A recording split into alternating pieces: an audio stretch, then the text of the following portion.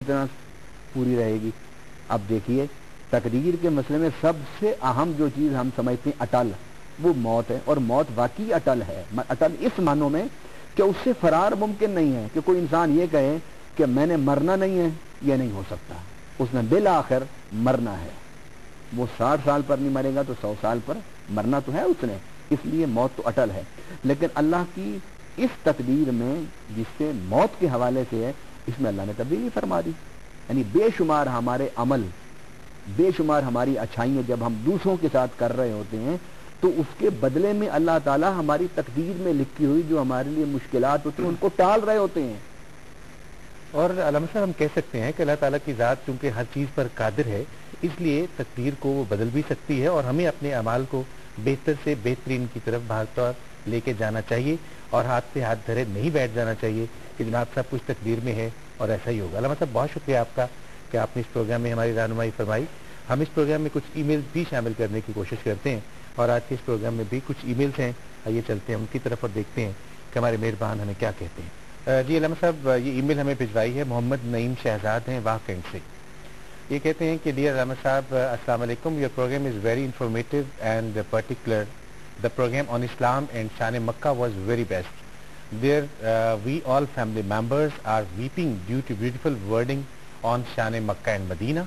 You should arrange the program on Ghibat.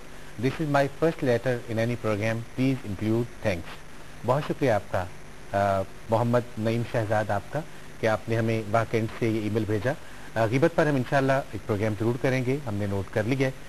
اور باقی آپ نے اس پروگرام کی تعریف کی ہے شان مکہ و مدینہ کے حوالے سے جو ہم نے پیش کیا تھا، بہت شکریہ. اور دعاؤں میں بھی ہمیں یاد رکھا کیجیے کہ اللہ کرے کہ ہمیں اسی طرح سے یہ توفیق ملتی رہے کہ ہم بہتر سے بہترین کی طرف جائیں. ایک اور ای میل لیتے ہیں. یہ ای میل ہمیں بھجوائی ہے ظہیر احمد صاحب نے، اور یہ لکھتے ہیں کہ firstly I am delighted and my concept has become strong about good sincere in the man of word persons. In my previous email mentioned that I am a regular viewer, listener of your program. Almighty Allah may shower His blessing upon you and your family. Secondly, I shall try my best to clear the word khatam. علامہ صاحب یہ ہمیں ختم کے حوالے سے پوچھنا چاہتے ہیں، اور پروگرام کی انہوں نے تعریف تو کی ہے، اس کے لیے آپ کا بہت شکریہ میری طرف سے، ہمارے پروڈیوسر کی طرف سے، ہماری اس پوری پروڈکشن ٹیم کی طرف سے. اور ختم کیا ہوتا ہے یہ ہم علامہ صاحب سے پوچھتے ہیں. ختم میں کھانا رکھا جاتا ہے سامنے، احباب کو بلایا جاتا ہے، کسی بھی خوشی کے حاصل ہونے پر یا کسی بھی نئے گھر ہونے کی وجہ سے، کسی نئے بزنس کے آغاز کے لیے لوگوں کو بلا کر دعا کی جاتی ہے اور ان کے لیے کھانے کا اور ضیافت کا انتظام کیا جاتا ہے. یا کسی بھی نبیوں میں سے، رسولوں میں سے، صحابہ میں سے، اہل بیت میں سے، اولیاء کرام میں سے کسی کے ایصال ثواب کے لیے دعوت کی جاتی ہے اور کھانا تیار کیا جاتا ہے. یا اپنے ماں باپ کے ایصال ثواب کے لیے، اپنے جو رشتہ دار دنیا سے رخصت ہو گئے ان کے ایصال ثواب کے لیے جو کھانا اور دعوت اور ضیافت کا اہتمام کیا جاتا ہے، وہ کھلانے سے پہلے ہمارے ہاں ایک رواج ہے کہ ہم کھانے پر کچھ پڑھتے ہیں. یعنی قرآن پاک کی سورہ فاتحہ پڑھ لیں گے، قرآن پاک کی چاروں کل پڑھ لیں گے، یا وہ آیات جس میں اللہ کی رحمت کا ذکر ہے وہ پڑھیں گے، وہ آیات جس میں نبی صلی اللہ علیہ وسلم کی شان کا ذکر ہے وہ ہم اس کی تلاوت کر لیتے ہیں، اللہ تعالیٰ کی مغفرت کا ذکر ہے ان آیات کی تلاوت کر لیتے ہیں. اور تلاوت کرنے کے بعد ہم پھر دعا مانگتے ہیں، اور دعا مانگنے کے بعد پھر ہم کھانا حاضرین کو کھلا دیتے ہیں. یہ کھانے پر دعا مانگنا ہمارے عرف عام میں اسے ختم کہا جاتا ہے. اور میں کتاب و سنت کے حوالے سے جو میں سمجھا ہوں اس حوالے سے ختم شریف پڑھنا کھانے پر، یعنی قرآن کی آیات پڑھنے کے بعد دعا مانگ کے کھانا کھولنا یا کھانا کھلانا، شرعی طور پر اس میں کوئی قباحت نہیں ہے. علامہ صاحب یہ وہی والا ختم ہے جیسے کنڈوں کا ختم ہوتا ہے، 11ویں کا ختم ہوتا ہے، چہلم کا ختم ہوتا ہے، یہ وہی والا ختم ہے، یا یہ ختم اور وہ ختم جو ہے وہ الگ الگ کوئی ٹرمز ہیں؟ دیکھیں ختم شریف سے مراد تو یہ ہے کہ آپ نے آئے ہوئے مہمانوں کو کھانا کھلانے سے پہلے کھانا پر دعا مانگنی ہے، اور دعا مانگنے سے پہلے آپ نے قرآن پاک کی آیات کی تلاوت کرنی ہے. اب کھانا پکانا، لوگوں کو کھلانا، یہ تو کوئی بری چیز نہیں ہے. کھانا کھلانے سے پہلے قرآن پاک کی آیات پڑھ لینا کہ حاضرین سن لیں، اس میں بھی کوئی برائی نہیں ہے.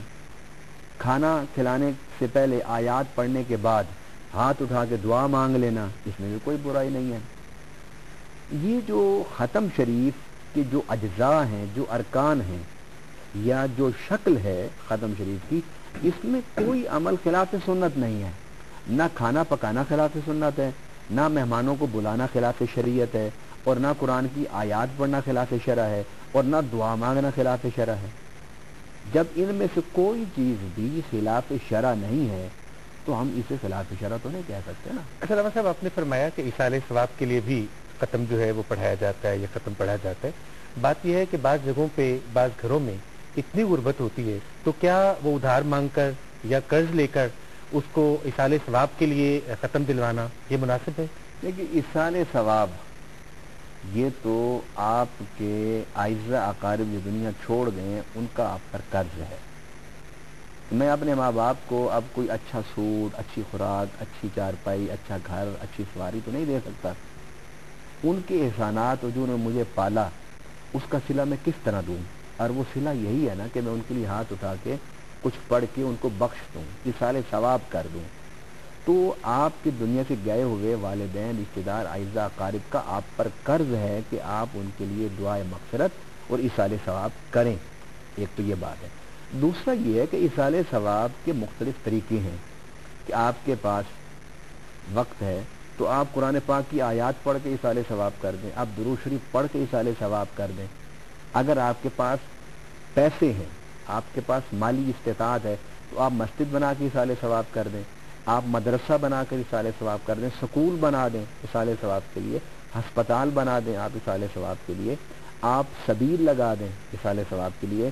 اور ہسپتالوں میں جو تڑپتے ہوئے مریض ہیں کہ جن کے پاس پیسے نہیں ہیں اور حکومت ان کے صحت کے انتظامات کی میں سستی، غفلت یا مجبوری کی وجہ سے انتظامات نہیں کر پا رہی، ان کو جا کے پیسے دیجیے، یہ بھی ایصال ثواب کی شکل ہے۔ اور یہ جو ہمارے ہاں ایک مروجہ شکل ہے ایصال ثواب کی، کھانا ہی پکا کے اور تیسرے دن ہی کھلانا ہے، اس میں خواہ قرض ہی اٹھانا پڑے، یہ بات ٹھیک نہیں ہے۔ اگر آپ کے پاس استطاعت ہے تو آپ کھانا پکائیں۔ یہ جو چیز ہے نا ایصال ثواب، جو ہمارے ہاں جو رواج پا گئی ہے، وہ رسم و رواج زیادہ اور ایصال ثواب کم ہے۔ لہذا ایصال ثواب کرنے والوں کے لیے تمام فقہائے کرام نے متفقہ یہ بات کی ہے کہ ایصال ثواب کے لیے جو خرچہ کیا جائے گا وہ میت کے مال سے نہیں کیا جائے گا، کیونکہ اب میت جب دنیا سے چلی گئی ہے تو اس کا مال اس کے وارثوں کو منتقل ہو گیا ہے۔ اگر آپ اس کے چھوڑے ہوئے ترکہ سے، ورثہ سے اگر ایصال ثواب کرنا چاہتے ہیں تو پہلے جتنے وارثان ہیں ان سے اجازت لیجیے، اجازت کے بغیر آپ نہیں کر سکتے ایصال ثواب کے لیے خرچہ۔ ایک بات۔ دوسری بات یہ ہے کہ ایصال ثواب کرنا، کھانا لوگوں کو کھلانا تیسرے دن، چوتھے دن، 11ویں دن یا 40ویں دن، یہ کوئی فرض نہیں ہے۔ اگر آپ کے پاس استطاعت ہے تو آپ کریں، قرض اٹھا کے آپ نہیں کر سکتے ہیں، اس کی شرعی طور پر سختی سے ممانعت ہے۔ بہت شکریہ آپ کا کہ آپ نے ہمیں بڑے اچھے طریقے سے کلیئر کیا۔ اگر آپ کے پاس بھی کوئی سوال ہو اور آپ چاہیں کہ ہم اس پروگرام میں اس سوال کو شامل کریں یا کوئی ایسا موضوع جو آپ چاہیں کہ ہم اس پروگرام میں شامل کریں تو آپ ہم سے رابطہ کر سکتے ہیں۔ بڑا آسان سا ہمارا ای میل ایڈریس ہے info@rasool یعنی info@rasool@yahoo.com info@rasool@yahoo.com اس ای میل ایڈریس پر ہم سے رابطہ کیجیے گا۔ انشاءاللہ آپ سے اگلے پروگرام میں ضرور ملاقات ہوگی۔ علامہ صاحب، آپ کا بہت شکریہ کہ آپ نے ہمیں وقت دیا، اور آپ سب کا بھی بہت شکریہ کہ آپ نے ہمارے اس پروگرام کو دیکھا۔ اللہ حافظ۔